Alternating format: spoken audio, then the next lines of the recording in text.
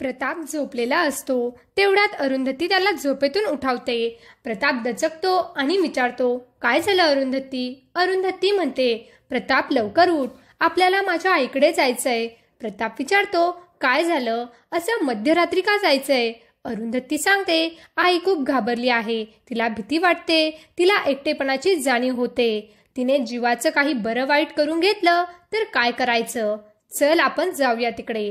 प्रताप लगेचच उठतो आणि गाडी काढतो। अरुंधती आणि प्रताप हे दोघेही आईच्या घरी जायला निघतात। थोड्याच वेळात ते तिथे पोहोचतात।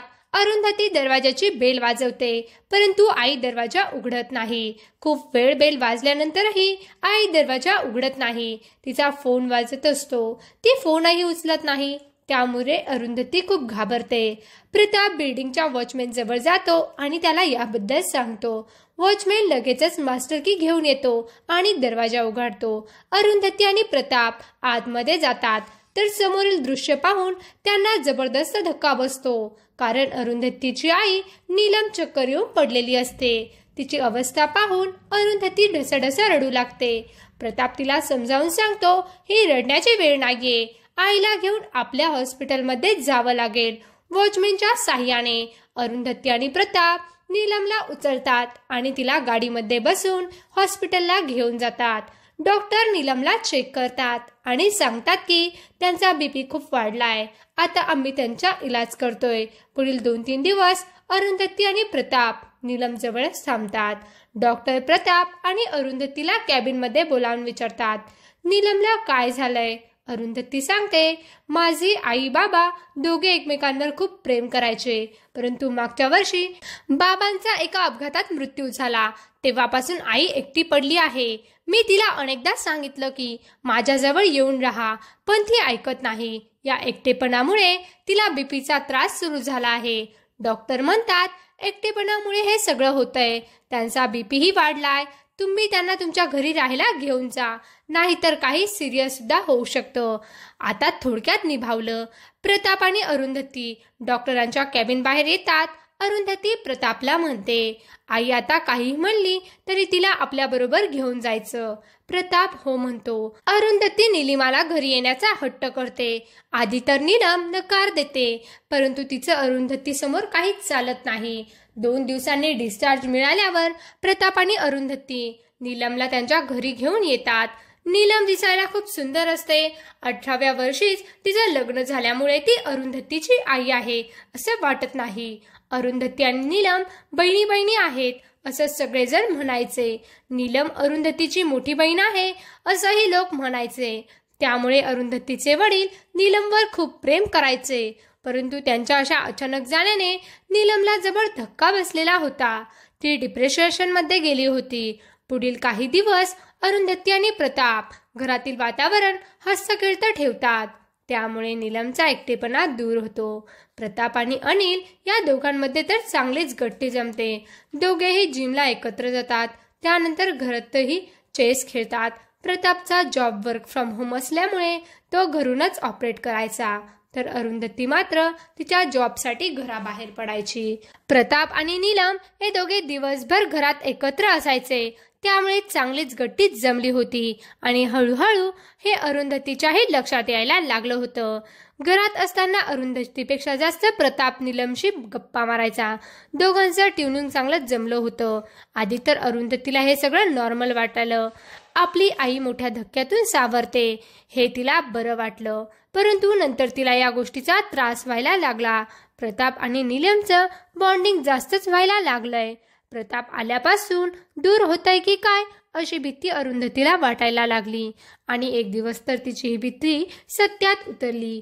अरुंधती ऑफिसला गेली असताना नीलम किचनमध्ये पाय घसरून पडते आणि तिचा पाय मुरगळतो। प्रताप घरीच असतो। प्रताप लगेचच नीलमला उचलतो आणि तिच्या बेडरूममध्ये घेऊन येतो।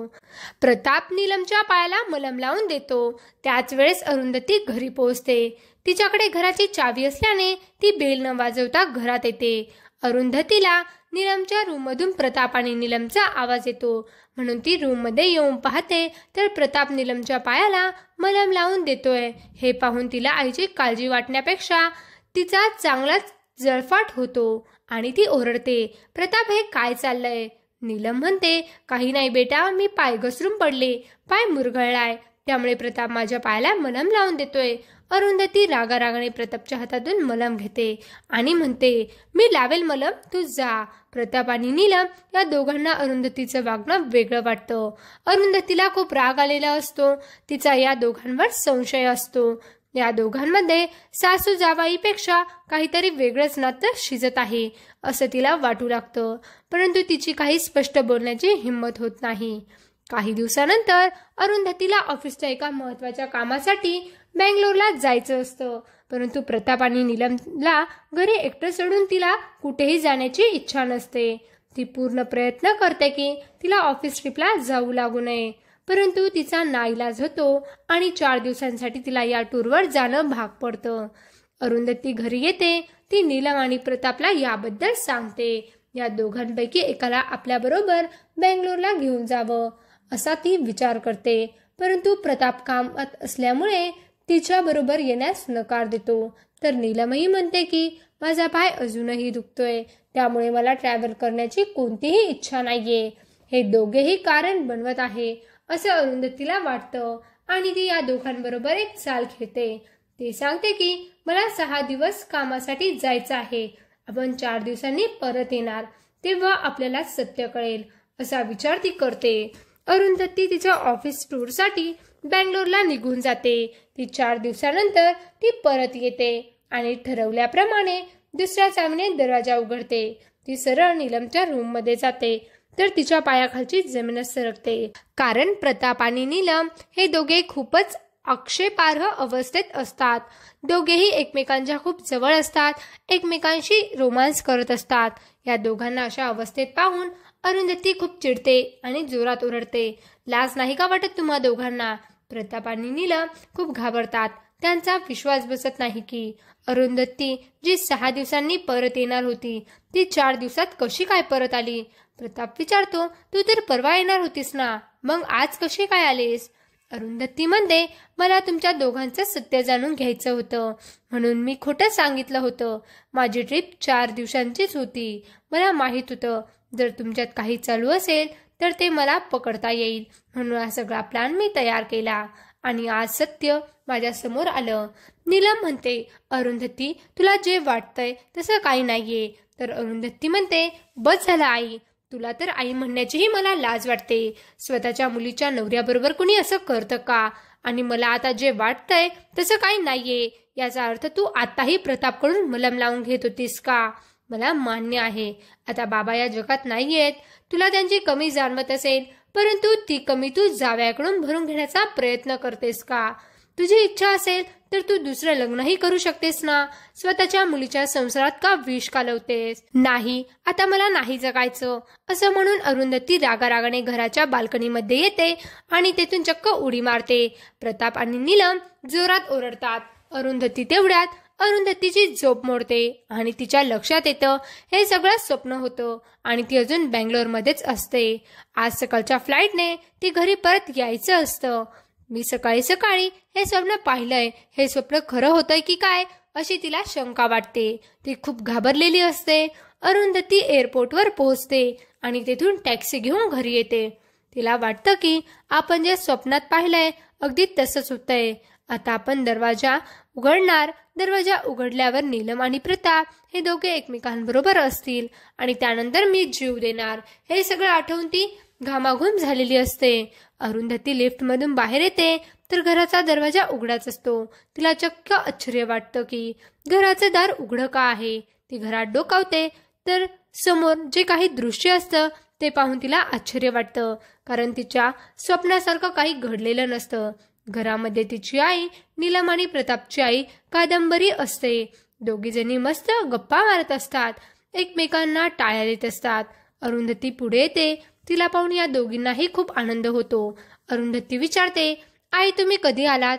तेवढ्यात प्रताप येतो आणि म्हणतो, आईला तर मी त्याच दिवशी बोलावून घेतलं ज्या दिवशी तू बेंगलोरला गेली होतीस. मला वाटलं आईला करमणार नाही तुझ्याशिवाय, म्हणून आईला बोलावून घेतलं. चांगली धमाल करतायत दोघी.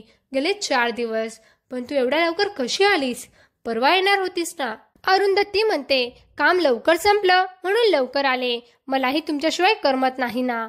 आता मीही तुमच्याबरोबर धमाल करणार. हे ऐकून सर्वांनाच आनंद होतो. थोड्या वेळाने अरुंधती तिच्या रूममध्ये येते. ती आरशासमोर उभी राहते आणि स्वतःच्या हाताने स्वतःच्याच थोबाडीत मारून घेते आणि स्वतःलाच प्रॉमिस करते की यानंतर पुन्हा कधीही प्रताप आणि नीलमबद्दल असा चुकीचा विचार करायचा नाही. प्रताप नीलमसाठी एवढं काही करतोय. तिला खुश ठेवण्यासाठी तो घरातील वातावरण हस्त ठेवतोय, तिच्याशी मैत्री करतोय आणि आपण त्यांच्या पवित्र नात्यावर चुकीचा संशय घेतोय. त्यामुळे तिला खूप अपराधीसारखं वाटतं. तेवढ्यात प्रताप तिथे येतो. प्रताप अरुंधतीला जवळ घेतो आणि म्हणतो, मला माहितीये तुझ्या मनात काय चाललंय, परंतु कोणतीही शंका घेऊ नकोस. मी फक्त तुझा आहे. माझ्या मनातील प्रेमाची जागा फक्त तुझी आहे आणि मी कधीही माझी मर्यादा ओलांडणार नाही, हे लक्षात ठेव. अरुंधतीच्या डोळ्यात पाणी येतं आणि ती प्रतापला सॉरी म्हणते. त्यानंतर हे सगळेजण मिळून खूप धमाल करतात. नीलम डिप्रेशनमधून बाहेर येते. त्यानंतर प्रताप आणि अरुंधती तिच्यासाठी एक चांगला मुलगा पाहतात आणि तिचं लग्न लावून देतात. नीलम तिच्या आयुष्यात सुखी होते. आवडली का कथा? नक्कीच कमेंट करून सांगा. अशाच नवीन नवीन कथा जाणून घेण्यासाठी व्हिडिओला लाईक करा, शेअर करा आणि चॅनलला सबस्क्राईब करा. धन्यवाद. प्रताप झोपले.